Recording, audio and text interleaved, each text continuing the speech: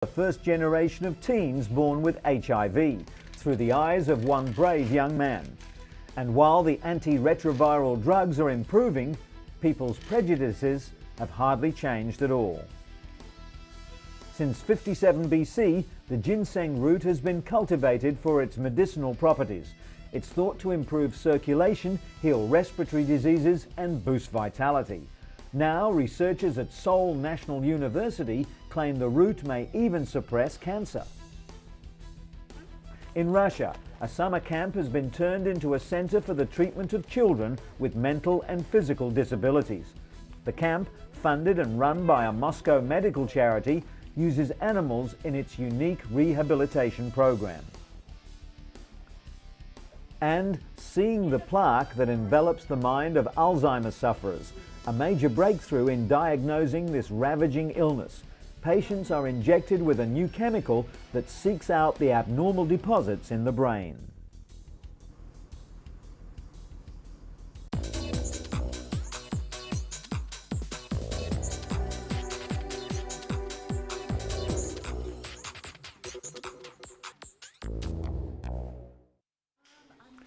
But first, Manu Dhingra, the first of New York's burn victims from the World Trade Center attack, to leave hospital and head home. With adrenaline spurring him on, Manu managed to walk down 83 flights. He couldn't walk again for several weeks. His long road to recovery began at Cornell Hospital, where he was treated for second and third degree burns to 35% of his body. The first thing doctors had to do was resuscitate him from shock. Next, he was given 40 litres of fluid, and only then could they treat his pain. Manu's face had swollen to twice its normal size. But despite the many agonizing months he's had to endure, the horrific burns have not beaten his spirit. Bill Smith suffered for years with a chronic leg ulcer due to a faulty vein. Like millions of other sufferers, he underwent painful cleanings and couldn't even do simple things with his family. Dermatologist Vincent Falanga uses a skin substitute called Apligraf to patch things up for patients like Bill. Made by Novartis, Apligraf is grown in a lab from discarded, sterilized foreskins. It's multi-layered and allows proper blood flow to grow in surrounding tissue. Incubated over 4 days, cells are fed nutrients until they multiply and all the skin layers are formed. It's then sent by overnight courier to doctors, packed in a nutrient-rich liquid. Doctors apply Apligraf directly to a wound and wrap the area with a compression bandage so that it will heal faster than conventional compression therapy alone. Apligraf is also being studied for use on other types of skin wounds, like those caused by diabetes, sickle cell anemia, or burns. And speaking of skin, workers at Genomics Collaborative Incorporated in Cambridge, Massachusetts, begin each day with a new delivery of blood and tissue samples. They never know how many they'll receive, but they must carefully process each sample immediately. Lab Director Janice Williamson knows firsthand how important biological specimens are to research. She once spent 2 years tracking down tissue samples for a single research project. The founders of GCI understood this and decided to do something about it. Just 3 years later, they have more than 500,000 samples in their collection. The samples are mainly from people with cancer, heart disease, and diabetes. Tissue is taken during surgeries to either remove a tumor or, in the case of heart disease, during bypass procedures. GCI has already begun using their own samples of DNA to search for genetic clues for common diseases. With hundreds of samples on each chip, they're helping others as well as themselves fund and potentially find future cures. And for the past 4 years, Diana Campuzano has been on the painful road to recovery. She was badly injured during a 1997 Jerusalem suicide bombing. She's seen here being treated moments after the bomb ripped open her face. We're so used to scenes like these that we rarely comprehend the scale of the trauma that victims must cope with after the attack. It's taken 8 painful surgeries to reconstruct bones, put pins in her skull, fix shattered eardrums, remove scar tissue, and even tattoo eyebrows back onto her face. Today, surgeons are trying to reduce scarring on Diana's forehead. There are some things that can't be fixed. The scarring from burns, her eyesight in one eye, and of course the emotional distress. The bombing has left Diana suffering post-traumatic stress disorder, crippling anxiety and flashbacks. Her faith has been tested to the extreme, but ultimately it has seen her through the tough times. According to Diana, despite it all, she's grateful to be alive.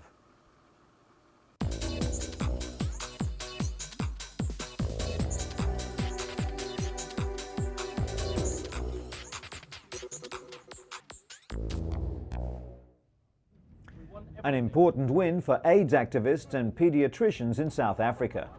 The High Court of Pretoria ruled that the government must provide the AIDS drug nevirapine to expectant mothers infected with HIV. Nevirapine can reduce HIV transmission from mother to child by up to 50%.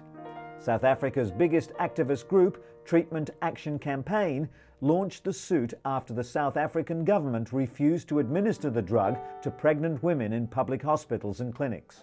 Before the ruling, German drug company Boehringer Ingelheim, which makes nevirapine, offered it for free to developing countries for 5 years, but South Africa has not responded to the offer.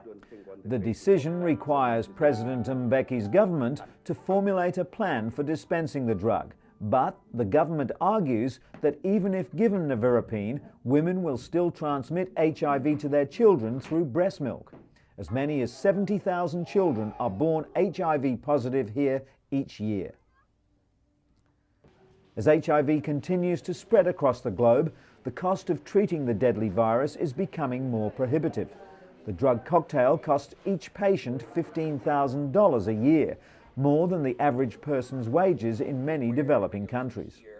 But US scientists report that it may be possible to cut a patient's dosage in half, reducing side effects and cutting costs. Researchers at the National Institutes of Health in Bethesda, Maryland, took a group of 10 patients and put them on intermittent treatment, 7 days on drug therapy and 7 days off for 68 weeks.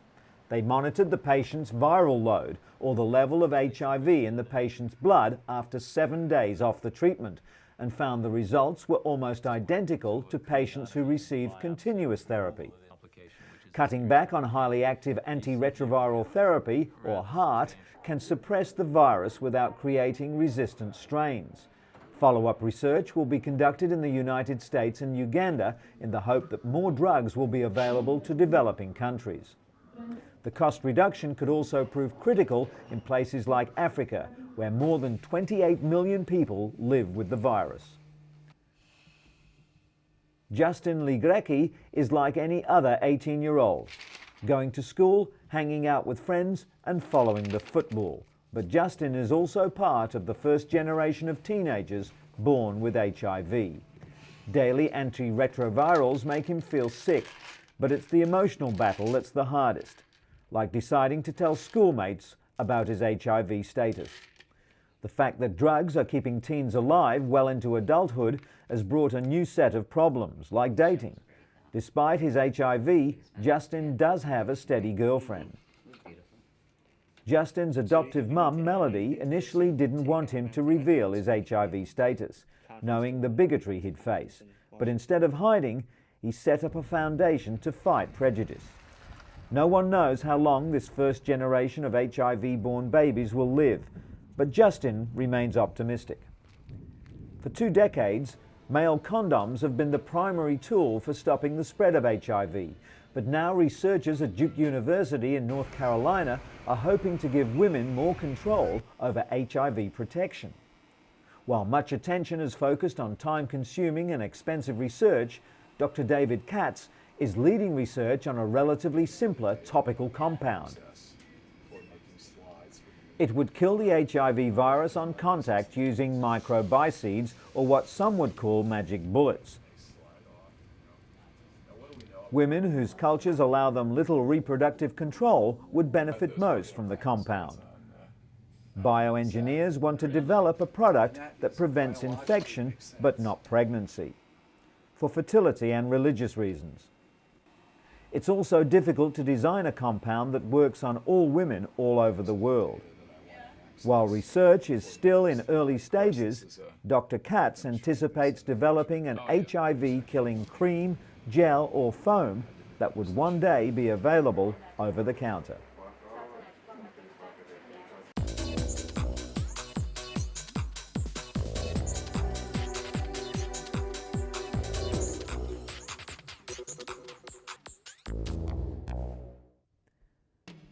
The ancient medicinal ginseng root is big business in Korea. Like cherished artwork, the older it gets, the more it costs. A 124-year-old root was recently auctioned off for a staggering $81,000 US. The reason? Ginseng is thought to improve circulation, heal respiratory diseases, stave off colds, and boost vitality. Since 57 BC, the root has been cultivated for its medicinal properties. The Korea Ginseng Corporation produces 600 tons of red ginseng each year, 40% of which is exported. Ginseng derives its pharmacological property from a soap-like substance known as ginsenoside. Now, researchers at Seoul National University claim the root could even suppress cancer. Such scientific accolades are only expected to boost sales and expectations even higher.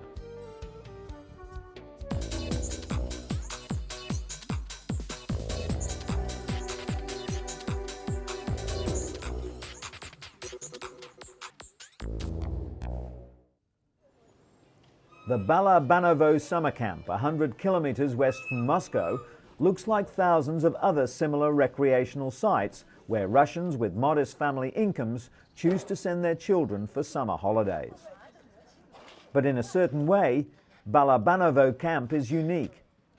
The children who come to spend summer here are afflicted with various physical and mental disabilities such as cerebral palsy, autism, birth defects, and mental disabilities. The camp is the summer base for a rehabilitation program called The Sunny World, developed by a group of Russian therapists and psychologists. The program involves a set of activities aimed at restoring children's physical and mental abilities, with therapeutic horse riding being the major element. Therapeutic riding is the combination of physical therapy and equestrian techniques designed to build strength, coordination, and most importantly, self-esteem. The disabled children come to the camp with their families. Creating a familiar, friendly environment is one of the major elements of the program. The disabled kids interact with other children, with parents and instructors. They feel safe and happy and are willing to develop new skills and abilities. Katya, one of the children at the camp, developed cerebral palsy after a near-drowning accident when she was just over a year old. Soon, it became clear that she wouldn't be able to walk or talk, and her condition worsened. Her parents tried various medical options and treatments, but none had any effect. But now, at the age of 14, just 2 years after joining the program, Katya's progress is evident. She can walk with some help. She tries talking and even started to learn a foreign language. Anton, her teacher, has been wheelchair-bound all his life. Until joining the Sunny World program, he saw no light at the end of the tunnel and was suffering from severe bouts of depression. Now he's about to become a professional English teacher. Horse riding and animal therapy are not new. Similar methods have been applied in countries with well-established facilities for the disabled. But in Russia, centers like the Sunny World may be the only hope for people with disabilities. About 200 children are currently attending the rehabilitation program. Despite the fact that summer camp forms an essential part of the program, only half of the children will make it to Balabanovo this year. Being a non-profit organization, the center can't afford to take all the children. In Russia, the disabled are still among the most deprived groups in society. They struggle to survive on minimal state social security, while the big cities rarely provide even the most basic facilities to care for their special needs. It's difficult to feel valued or appreciated in such a negative climate. Worst of all, parents live in fear that once they get too old or sick, their children will simply be institutionalized. That's why the program promotes maximum development, so these children can someday live independent lives.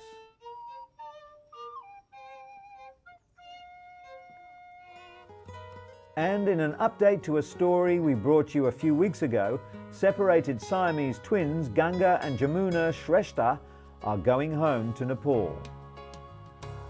The rare babies underwent a 97-hour operation at Singapore General Hospital to separate their skulls. Jamuna, the stronger of the two, is learning to sit, while Ganga is gaining control of her head but has difficulty fixing her vision. The babies have not suffered any major strokes, brain swelling or infections, according to Professor Ho Lai Yun. Dozens of well-wishers, doctors and nurses were at the airport to bid them farewell. The twins and their family spent more than a year in Singapore and will return one day for more reconstructive surgery. After an emotional and thankful scene, the twins, their parents and grandparents left for Kathmandu. There they'll stay until the girls are healthy enough to return to their distant home village with only scant medical facilities. In stark contrast, a beacon of hope shines brightly in New York City. The Montefiore Children's Hospital offers the latest technology and surrounds to help youngsters deal with what can often be a scary experience. Movable computers allow healthcare providers to take notes more easily and ensure that proper medications are prescribed. The kid-friendly environment encourages patients to learn as well as heal. The lobby highlights the building blocks of life, and each ward has a theme. The playrooms and ceilings keep the mood bright, while a mural with daisies and a farmyard hides scary-looking equipment. But for kids, it's all about that big TV. Best of all, any child is welcome at Montefiore. That's why it's situated in one of the roughest neighborhoods in New York. The high-tech wonder can turn an often terrifying experience into a time of wonder and exploration.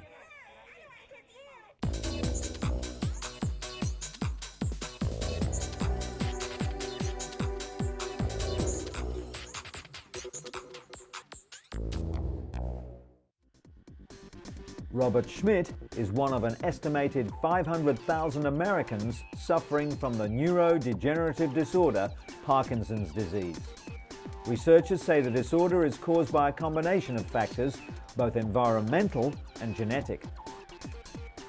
But new research in the latest issue of the Journal of the American Medical Association suggests a link between Parkinson's disease and another neurodegenerative disorder, Alzheimer's, via a protein called tau.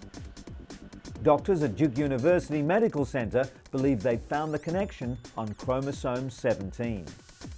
Unlike the abnormal deposits of tau found in the brains of Alzheimer's patients, Vance says there's no abnormal tau in Parkinson's patients. Instead, researchers are finding a rather common form of protein that increases the susceptibility of developing late-onset Parkinson's disease. Duke researchers have also discovered 5 new genes linked to Parkinson's disease and hope the latest discoveries will bring them one step closer to finding a cure for the debilitating disease. Scientists at the University of California have developed a new way to detect changes in the brain before symptoms of the devastating disease begin. They believe it will revolutionize the way Alzheimer's patients are treated. During testing, a patient is injected with a new chemical which seeks out abnormal deposits in the brain. The patient then enters a PET scanner which shows where the chemical has accumulated. The technique is still undergoing clinical trials, but the potential benefits for Alzheimer's sufferers are huge. Dementia-related diseases affect more than 30% of people over the age of 80. Doctors hope that this breakthrough will lead to new forms of treatment and potentially even a cure. And while we're on the subject of aging, could a simple pill help men go through the infamous midlife crisis? Some doctors now say the midlife change is caused by dropping levels of the male hormone testosterone. This would mean that men go through their own form of menopause, called andropause. Some doctors offer patients testosterone replacement therapy to fight the symptoms of andropause, such as mood swings and osteoporosis. However, other doctors, like psychiatrist Dr. Thomas Wise, say that andropause is not a biological stage of life like menopause, but rather a psychological phase. Testosterone levels drop in men starting as early as age 30, and by age 70 can be half the level found in young men. The testosterone drop is blamed for what was once thought of as normal aging: muscle weakness, sexual dysfunction, weight gain, fatigue, and even high cholesterol. Dr. Wise says that aging is a fact of life, one that may not be alleviated with a simple drug treatment. Rather, he prescribes regular checkups, a healthy diet, and exercise. Okay, good. They say it's never too late to learn a new trick. And Robert Van Cleve is living proof. At 77, he's become a bona fide surfer. Web surfer, that is. Research has shown that isolation and consequently depression are high factors in elderly mortality rates. Many nursing homes are broadening their patients' horizons by getting them online to research healthcare or chat with other internet junkies.